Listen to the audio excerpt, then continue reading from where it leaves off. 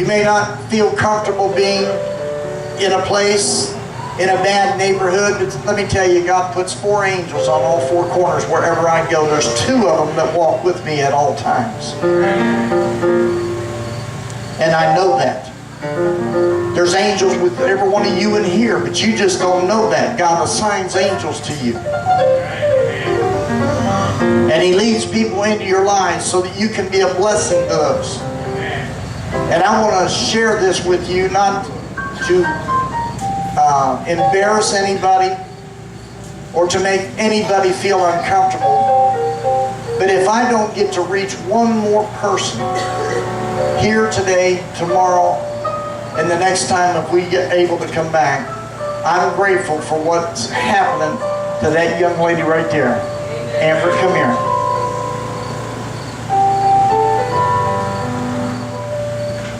Well, this starts at birth. My biological dad was an abusive alcoholic, and he fractured my skull before I was 2, so my mom left him and got with this other guy. Well, they had a kid when I was 5, so they just didn't need me anymore, I guess, and dropped me off at my grandparents' house and didn't come back to get me till I was 11. Well, I cried when they dropped me off, and I cried when they picked me up because I didn't want to go. And I went, and my mom at this point, she was pretty hard on drugs. And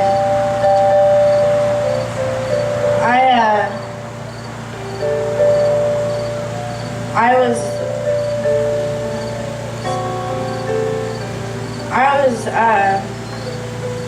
raped when I was 11 by someone I knew.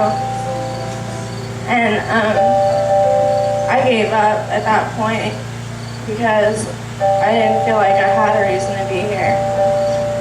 And I eventually started abusing drugs. I was born with osteochondromatosis and osteochondroma descendens, which is just really big words for tumors of the bone and tumors of the joint. And so I had pills, so that's what I started with, was pills. And eventually it wasn't enough, and I started doing heroin. And I was doing it with my mom, and me and my mom got arrested together when I was 14. And it was hard because I lost my mom, who I thought at the time was my best friend. You know, she's more my friend than she's my mom. And I went to rehab and got clean and got out, and I was doing really good. And then my mom got out and things just started going downhill again. And I started doing pills again. Well, we were moving around place to place, me and my mom. And the last place I was at, I had shot up again, but it wasn't heroin, so I justified it for a while. And I just realized I had to get out of there, so I called my old man and I started crying, and I told him, I was like, if I don't leave, then, you know, I'm gonna die, because that's what was left for me. So we left and went to Huntington, West Virginia.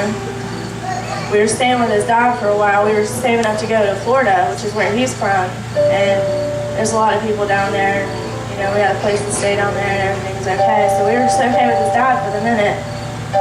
And his dad went off his medicine, and he just left one day. Like, we walked to get Kramer and came back and he was gone, and we expected him to come back, you know, and he didn't. And later that night, the landlord knocked on the door and was like, well, your guys' names aren't on the lease, so you got 24 hours to go. And we were in a town where neither one of us knew anybody, knew anything.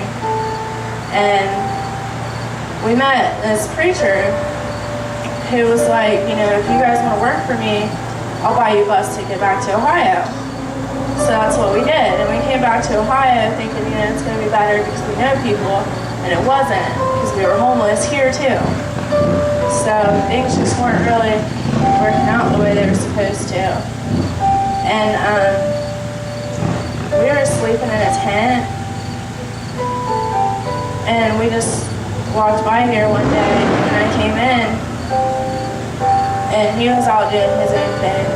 He wouldn't come the first time, and then I got him to come the second time, and I swear, man, every day something better happens. Every single day. Because I came in here hungry, I came in here tired, exhausted, and weak, and homeless. Now I got a place to stay. I'm not hungry, I don't feel weak, and I'm not tired anymore.